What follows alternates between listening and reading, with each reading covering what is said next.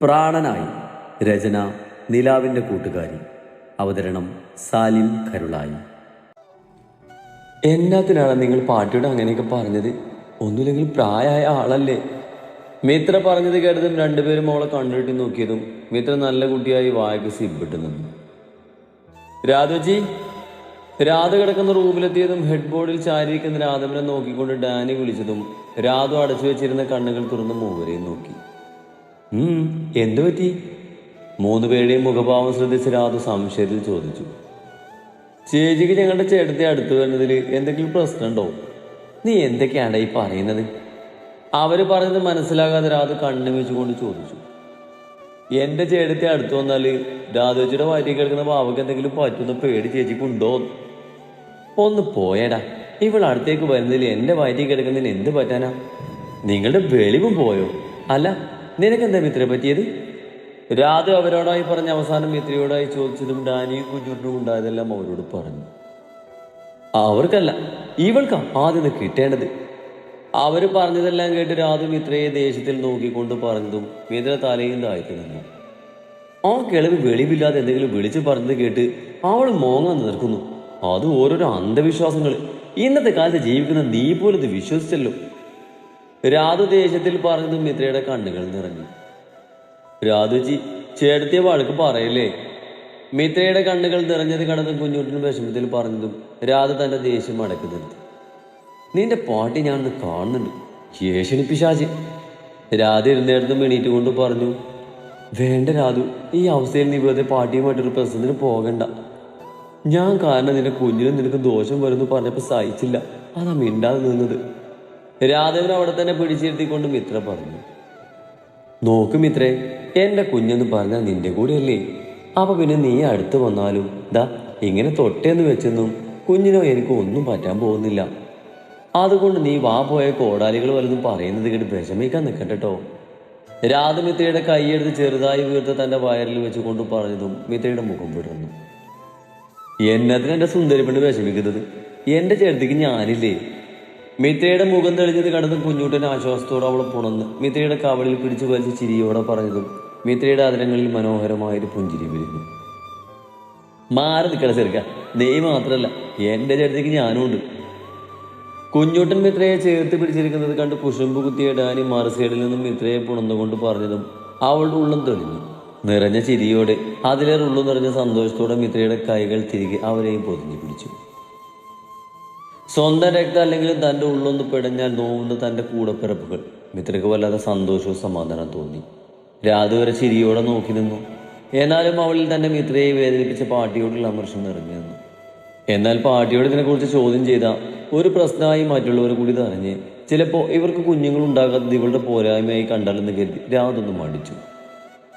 അതെ, സ്നേഹപരനൊക്കെ മതി, എനിക്ക് വിശക്കുന്നു. രാധ വരെ നോക്കി ചുണ്ടു കൂർപ്പിച്ച് വയറ് തടവിക്കൊണ്ട് പറഞ്ഞു. ഞാനെന്തേലും കൊണ്ടുവരാം. അത്രമാത്രം പറഞ്ഞ് മിത്ര വേഗം മിഴികളമർത്തി തുടച്ച് ഇരുവരിൽ നിന്നും മടന്നു മാറി രാധ കുടിച്ചു വെച്ച ജ്യൂസ് ഗ്ലാസ് കൂടി എടുത്ത് വെളിയിലേക്ക് നടന്നു. അതെ, ഇവിടെ നടന്നു നിച്ചാനോട് പറയണ്ട, പാട്ടിക്കൊരു അബദ്ധം പറ്റിയതാകും. റൂമിന് പുറത്തിറങ്ങും വഴി മിത്ര എന്തോ ആലോചിച്ചെന്നവണ്ണം ഡാനിയോടും കുഞ്ഞുട്ടിനോടും രാധവിനോടായി പറഞ്ഞു. ഇവിടെ എത്ര കൊണ്ടാലും പാടിക്കില്ല, അവളൊരു പാട്ടിയല്ലത്, പിശാചാണ്, വൃത്തികെട്ട തള്ളം.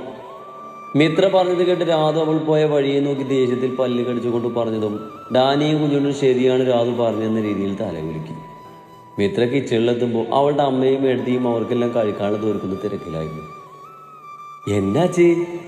മിത്രയുടെ ചുവന്നു നിൽക്കുന്ന കണ്ണും മുഖവും കൊണ്ട് സംശയത്തിൽ അവളുടെ അമ്മ അവളെ നോക്കിക്കൊണ്ട് ചോദിച്ചു. ഒന്നുമില്ല അമ്മ, മിത്ര അവൾക്ക് മുഖം കൊടുക്കാതെ പറഞ്ഞു. പിന്നെ എന്തിനാ നിന്റെ മുഖം ഇങ്ങനെ? കീർത്തിയെ സംശയത്തിൽ അവളെ നോക്കിക്കൊണ്ട് ചോദിച്ചു. അത് ഞാനവിടെ കുറച്ച് പഴയ സാധനങ്ങൾ ആ സ്റ്റോക്ക് റൂമിലേക്ക് എടുത്ത് വെക്കായിരുന്നു, അതിൻ്റെ പൊടിയടിച്ച് തുമ്മിയിരുന്നു അമ്മ, അതാകും.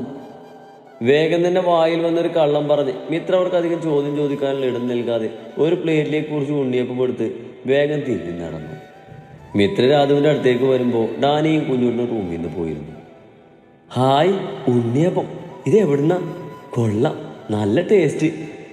മിത്രയുടെ കയ്യിലെ പാത്രത്തിൽ നിന്നും ഒന്നെടുത്ത് കടിച്ച് ആവേശത്തോടെ പറഞ്ഞ് രണ്ടെണ്ണം കൂടെ കയ്യിലെടുത്തു. അത് അവർ വീട്ടിൽ നിന്ന് വന്നപ്പോൾ കൊണ്ടുവന്നതാ. അത് പറഞ്ഞപ്പോൾ രാധുവിൻ്റെ മുഖം വന്നു. കാരണം കൊച്ചിന് ഇപ്പോഴും അവളുടെ വീട്ടുകാരുടെ ചെറിയ നീരസുണ്ട്. ഷോ രാധു സങ്കടത്തിൽ ചുണ്ടു ചുളുക്കി മിത്രയെയും തൻ്റെ കയ്യിലുള്ള ഉണ്ണിയപ്പത്തിനെയും മാറി മാറി നോക്കി. എന്തേ, നിനക്ക് വേണ്ടേ? എൻ്റെ അമ്മ ഉണ്ടാക്കിയതാ. രാധുവിൻ്റെ ഭാവവും അവളുടെ മനസ്സിലിപ്പം മനസ്സിലായ മിത്ര വന്ന ചിരി അടക്കിക്കൊണ്ട് ചോദിച്ചു. വേണം വേണം, കാര്യം എനിക്ക് നിന്റെ വീട്ടുകാരുടെയൊക്കെ ദേഷ്യമാണ്. പക്ഷേ ആ ദേഷ്യം ഭക്ഷണത്തോട് തീർക്കരുതെന്നല്ലേ. പിന്നെ നിന്റെ അമ്മയോട് എനിക്ക് വിരോധമൊന്നുമില്ല, അതുകൊണ്ട് ഇങ്ങ് തന്നേരെ. മിത്രയെ നോക്കി ഇളിയോടെ പറഞ്ഞ് രാധവളുടെ കയ്യിൽ നിന്നും പ്ലേറ്റ് വാങ്ങി ഓരോന്നെടുത്ത് ആസ്വദിച്ച് കഴിക്കാൻ തുടങ്ങി. നിനക്ക് വേണോടി? ഇടയ്ക്ക് ഒരെണ്ണമെടുത്ത് മിത്രയ്ക്ക് നേരെ നീട്ടി ചോദിച്ചു. എനിക്ക് വേണ്ട, നീ തന്നെ കഴിച്ചോ. താങ്ക്സ്. മിത്ര പറഞ്ഞത് കേട്ട് രാധ വീണ്ടും കഴിക്കാൻ തുടങ്ങിയതും മിത്രയൊന്ന് പുഞ്ചിരിച്ച് അവളെ തന്നെ നോക്കിയിരുന്നു. ഇരിക്കുമ്പോൾ ചെറുതായി ഉന്തി വരുന്ന കുഞ്ഞു വയറിൽ മിത്രയുടെ നോട്ടം മുടക്കിയതും മിത്രയുടെ പാട്ടി പറഞ്ഞതെല്ലാം വീണ്ടും വീണ്ടും അവളുടെ ഓർമ്മയിലേക്ക് ഇരച്ചെത്താൻ തുടങ്ങിയതും അവളുടെ മുഖം മങ്ങി കണ്ണുകൾ വീണ്ടും ചുവന്നു കലങ്ങി. ഇടയ്ക്ക് രാധുവിന്റെ കണ്ണുകൾ മിത്രയിലെത്തിയതും വാടിയ മുഖത്തോടെ കലങ്ങിയ കണ്ണോടെ ഇരിക്കുന്നവളെ കണ്ടതും അവളുടെ മനസ്സിലിപ്പോൾ എന്താണെന്ന് മനസ്സിലായതും രാധു മിത്രയോട് ചേർന്നിരുന്ന് അവളെ തന്നിലേക്ക് ചേർത്ത് പിടിച്ചു. എന്തിനാ പെണ്ണ വീണ്ടും വീണ്ടും അതൊക്കെ ആലോചിച്ച് വിഷമിക്കുന്നത്? മനസ്സിന് പോകുന്നില്ലടി. എത്ര ദുഷ്ട സ്വഭാവമാണെങ്കിലും എൻ്റെ പാട്ടിയല്ലേ, ആ സ്നേഹം ഉള്ളിലുണ്ടായിരുന്നു. അതുകൊണ്ടായിരിക്കും പാട്ടി മുഖത്ത് നോക്കി ഇങ്ങനെയൊക്കെ പറഞ്ഞപ്പോൾ വിഷമായത്. രാധവനെ നോക്കി വേദന നിറഞ്ഞ ചിരി നൽകിക്കൊണ്ട് മിത്ര പറഞ്ഞു. എടി, അവളുടെ ഉദ്ദേശം എന്താ? ഇങ്ങനെ ഓരോന്ന് പറഞ്ഞ് നിന്റെ മനസ്സ് മാറ്റി നിന്റെ രവിച്ചേൻ്റെ അടുത്ത് നിന്ന് അകറ്റി നിന്റെ മുറിച്ചരക്കളോട് നിന്നെ കെട്ടിക്കണം. അതിനാ അവരിങ്ങനെയൊക്കെ പറയുന്നത്. ഇപ്പൊ കുഞ്ഞുങ്ങൾ വേണ്ടെന്നത് നിങ്ങളായിട്ട് എടുത്ത തീരുമാനമല്ലേ, പിന്നെന്തിനാ നീ അവിടെയൊക്കെ വാക്ക് കേട്ട് വിഷമിക്കുന്നത്? രാധു മിത്രയെ ആശ്വസിപ്പിക്കാൻ ശ്രമിച്ചുകൊണ്ട് പറഞ്ഞു. ഞങ്ങളായിട്ടല്ല, ഇച്ചായനായിട്ട് എടുത്ത തീരുമാനമാണ്. മിത്ര മുഖമമത്തി തുറച്ച് പതിഞ്ഞ സ്വരത്തിൽ രാധുവിനോട് പറഞ്ഞു. ഡേവിച്ചൻ അങ്ങനെ ഒരു തീരുമാനം എടുക്കുമ്പോൾ നിനക്ക് സമ്മതമല്ലെന്ന് തുറന്ന് പറഞ്ഞുകൂടായിരുന്നോ? ഞാൻ പറഞ്ഞത് രാധു, അപ്പൊ എന്നോട് പറയാ, ഞാൻ പഠിച്ച സ്വന്തം കാലം നിന്നിട്ട് മതി. കൂടാതെ ഞാൻ കുട്ടിയാ, എനിക്കൊരു കുട്ടിയെ നോക്കാനുള്ള പ്രാപ്തി ആയിട്ടില്ലെന്നാ ഇച്ചായൻ പറഞ്ഞത്. പിന്നെ ഞാൻ എന്ത് പറയാനാ? നീ കുട്ടിയോ? അല്ല മിത്രേ, ഇതൊക്കെ കാണിച്ചു കൂട്ടുമ്പോൾ നിന്റെ ഇച്ചായൻ നീ കുട്ടിയല്ലേ? മിത്രയുടെ കഴുത്തിൽ ചുവന്നു നിൽക്കുന്ന പാടുകളിലൂടെ വെല്ലുവിളിച്ചുകൊണ്ട് രാധു ചോദിച്ചതും മിത്ര നാണത്തോടെ മുഖം കുനിച്ചു. അയ്യേ, ഇത് പറഞ്ഞപ്പോഴുള്ള പെണ്ണിന്റെ നാണം കണ്ടോ? ഇങ്ങനെ റൊമാൻറ്റിക് ആയ ഡേവിച്ചിനെ ആയിരുന്നു പെണ്ണെ നീ അൺറൊമാൻറ്റിക് മൂരാച്ചെന്ന് പറഞ്ഞ് വാശീകരിക്കാൻ പോയത്? രാധു വിടാൻ ഉദ്ദേശമില്ലാതെ പറഞ്ഞതും മിത്ര ചമ്മലോടെ ഇരുന്നു. നീ എന്നെ വല്ലാതെ കളിയാക്കണ്ട. കല്യാണം കഴിഞ്ഞിട്ട് അവർ എന്തൊക്കെയായിരുന്നു നീ പറഞ്ഞത്? നിന്റെ മാഷിനോട് ഒരിക്കലും ക്ഷമിക്കാനാകില്ല. ആനയാണ് ചേനെന്നൊക്കെ പറഞ്ഞ് നടന്നല്ലായിരുന്നു. എന്നിട്ട് എന്തായി? കല്യാണം കഴിഞ്ഞ് 3-ാം മാസം ആയപ്പോഴേക്കും നിങ്ങൾ പണി പഠിച്ചില്ലേ? രാധു തന്നെ വിടാൻ ഉദ്ദേശമില്ലാതെ തന്നെ കളിയാക്കാൻ തുടങ്ങിയതും മിത്ര കയറുവോടെ അവളെ നോക്കിക്കൊണ്ട് ചോദിച്ചു. അത് പിന്നെ ദൈവം തരുമ്പോൾ നമ്മളെതിരൊന്നും പറയാതെ കൈനിരി വാങ്ങുന്നു, അത്രേ ഉള്ളൂ. പിന്നെ ഞാൻ ഇതൊക്കെ ഒരു സ്പോർട്സ്മാൻ സ്പിരിറ്റിൽ എടുത്തിട്ടുള്ളൂ. മിത്രയുടെ താടിയിൽ പിടിച്ച് മുഖമാട്ടിക്കൊണ്ട് രാധു പറഞ്ഞു. എല്ലാം നിങ്ങൾ ഒപ്പിച്ചു വെച്ചിട്ട് ഇനി ഒന്നും അറിയാതെ ആ ദൈവത്തിനെ പറഞ്ഞു. രാധുവിന്റെ കൈകളിലെടുത്ത് മാറ്റിക്കൊണ്ട് മിത്ര പറഞ്ഞതും രാധവളെ നോക്കി പല്ലലിച്ച് കാണിച്ചു. അതല്ലടി, നിനക്കിനി ഒന്ന് രവിച്ചനോട് സംസാരിച്ചൂടെ? നിന്റെ ഏതാഗ്രഹത്തിനും നിന്റെ ഇച്ചായനെ എതിരെ നിൽക്കില്ലല്ലോ. അതുകൊണ്ട് നീ പറഞ്ഞ രവിച്ചായൻ കേൾക്കും. ഇനി കോഴ്സ് കഴിഞ്ഞാൽ 6 മാസം കൂടിയല്ലേ ഉള്ളൂ. ഏതായാലും നീ നിന്റെ ഇച്ചായനോട് കാര്യങ്ങളൊക്കെ പറയണം. രാധു പറഞ്ഞത് കേട്ട് മിത്ര ശരിയെന്ന രീതിയിൽ തലയാട്ടി. ഇനി നിന്റെ സങ്കടം മാറിയില്ലെങ്കിലേ വയറ് നിറയെ ഫുഡ് കഴിച്ചാൽ മതി. ഒരു ഉണ്ണിയപ്പപ്പെടുത്ത് രാധു മിത്രയ്ക്ക് നേരെ നീട്ടിക്കൊണ്ട് പറഞ്ഞു. എന്റെ രാധുവേ, എല്ലാവരും നിന്നെ പോലെ ആകില്ല. അവരുടെ സംസാരം കേട്ട് റൂമിലേക്ക് വന്ന് ധ്യാൻ പറഞ്ഞതും രാധു കെറുവോടെ അവനെ നോക്കി കയ്യിലുള്ള ഉണ്ണിയപ്പം വായിലേക്ക് ഇട്ടു. എരിവെണ്ണെ, അധികം കഴിക്കാൻ നിൽക്കണ്ടേ? രാധു പ്ലേറ്റിൽ ബാക്കിയുള്ളത് കൂടി കഴിക്കാൻ തുടങ്ങിയതും ധ്യാൻ അവളെ തടഞ്ഞുകൊണ്ട് പറഞ്ഞു. നിങ്ങൾ മനുഷ്യ, ഞാൻ കഴിക്കും. ധ്യാൻ പറഞ്ഞത് ഇഷ്ടപ്പെടാതെ രാധു പറഞ്ഞു. വയറ് നിറഞ്ഞാലേ നീ വോമിറ്റ് ചെയ്യും, അത് നീ മറക്കണ്ടേ? രാധുവിനെ കൂർപ്പിച്ച് നോക്കിക്കൊണ്ട് ധ്യാൻ പറഞ്ഞതും രാധു പുച്ഛത്തിൽ ചുണ്ടുകൊട്ടി. ഞാനിപ്പോൾ വരാം, അമ്മുക്ക് ഇടത്തേക്ക് സാധനങ്ങൾ എവിടെയാണ് ഇരിക്കുന്നതെന്ന് അറിയില്ല. പെട്ടെന്ന് ഓർത്തതുപോലെ മിത്ര പറഞ്ഞ് വേഗം റൂമിൽ നിന്ന് വെളിയിലേക്ക് പോയതും ധ്യാൻ രാധുവിൻ്റെ അരികിലേക്ക് നടന്നു. എന്തേലും ബുദ്ധിമുട്ടുണ്ടോ? ധ്യാൻ രാധുവിനോട് ചേർന്നിരുന്നു കൊണ്ട് ചോദിച്ചു. എൻ്റെ മാഷെ, എനിക്കൊരു ബുദ്ധിമുട്ടില്ല. കഴിച്ചുകൊണ്ട് തന്നെ രാധ ധ്യാനുള്ള മറുപടി നൽകി. ഞാൻ നിന്നോടല്ല ചോദിച്ചത്, എൻ്റെ കുഞ്ഞിനോടാ. രാധ ഇട്ട് ടോപ്പിനിടയിലൂടെ അവളുടെ നഗ്നമായ വയറിൽ തലോടി കുസൃതി ചിരിയോടെ ധ്യാൻ പറഞ്ഞു. ഓ, നിങ്ങളൊരു കുഞ്ഞ്.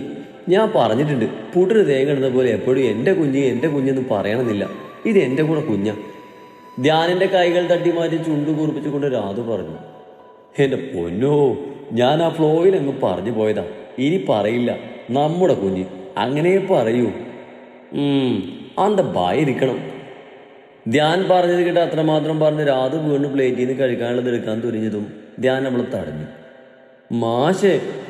ധ്യാൻ പ്ലേറ്റ് മാറ്റി വെച്ചത് കണ്ട് രാധു ചിനുങ്ങിക്കൊണ്ട് വിളിച്ചു. ഒരു മാഷുമില്ല. ഇങ്ങോട്ട് വരുമ്പോഴും ഇവിടെ എത്തിയിട്ടും എൻ്റെ മോൾ കുറെ ഫുഡ് കഴിച്ചതാ. ഇനി മതി. വയറ് ഫുള്ളായി നിറഞ്ഞാലേ നീ വോമിറ്റ് ചെയ്യും. വോമിറ്റ് തുടങ്ങിയുള്ള അവസ്ഥ എൻ്റെ മോൾക്ക് അറിയാലോ. അതുകൊണ്ട് ഇപ്പം ഇത്ര മതി. പിണങ്ങി മുഖം വീർപ്പിച്ചിരിക്കുന്ന രാധുവിനെ പൊതിഞ്ഞു പിടിച്ച് അവളുടെ തുടുത്ത കവളിൽ ചുണ്ടുകൾ ചേർത്തുകൊണ്ട് ധ്യാൻ പറഞ്ഞതും അവൻ പറയുന്നതിൽ കാര്യമുള്ളത് കൊണ്ട് രാധുവിൻ്റെ വാശിയൊന്നും കാണിക്കാതെ അവൻ്റെ കരവലയത്തിൽ പതുങ്ങിയിരുന്നു.